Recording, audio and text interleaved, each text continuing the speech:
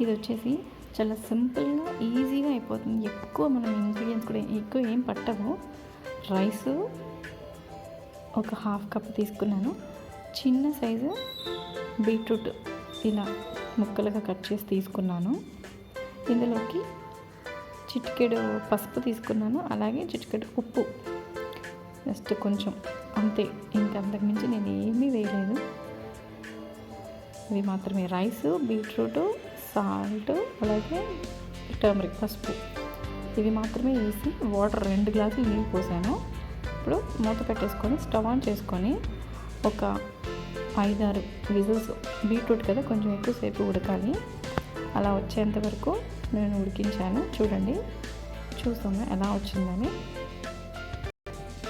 So చక్కగా ఉడికిపోయింది. 2 గ్లాసులు నీళ్ళు అయితే కరెక్ట్గా సరిపోతుంది. మంత్స్ బేబీస్కి బీట్రూట్ ఇదంతా కూడా చాలా మంచిది. ఒక్కొక్క రోజు ఒక్కొక్క ఐటెం చేసి పెట్టాలి వాళ్ళకి. ఇది నేను బీట్రూట్ అంత సాఫ్ట్గా, ఎంత మనం బాయిల్ చేసినా సాఫ్ట్గా ఉడకదు కాబట్టి మిక్సీ పట్టాను. ఇది ఇలా వచ్చిందనమాట.